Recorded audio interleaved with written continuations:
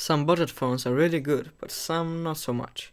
I'm Suchinet from Cardbox.tech, and welcome to my review of the Umi Hammer S.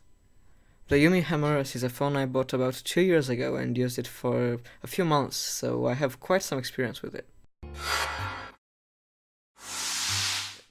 The phone is quite big and not very easy to hold. Luckily, it does have a removable back cover with a 3000 mAh replaceable battery, 2 micro SIM slots, and an SD card slot on the left.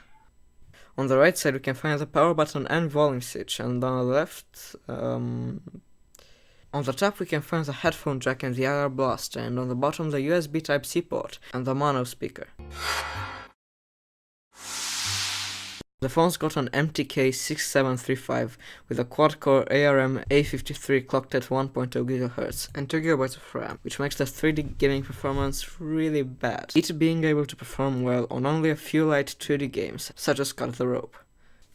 It's also got 16 GB of internal storage and a 720p display, which is acceptable for its price.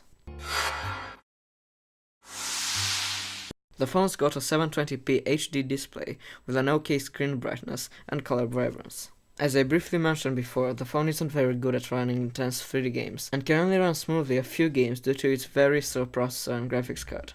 Although scrolling through the menus and browsers seems a lot smoother than expected. Booting up the phone luckily takes only about 20 seconds, which is a great advantage usually not seen on more powerful phones. The camera is terrible. It only shoots 480p videos and software optimized 30 megapixel photos, which in turn means that they're actually 8 megapixels but made to look like 13 megapixels. The data photos do look acceptable. The colors do look a bit washed out, but you can't really expect much once you hear the term software optimized. But once you take the phone indoors, it starts to look really bad, even with the flash on. The original Umi Hammer was praised for how durable it was. I expected the Hammer S to be at least or even more durable than its predecessor, but sadly that wasn't the case. The phone shattered in a few months after buying it. It was really a disappointment. There's not much to say about the software side.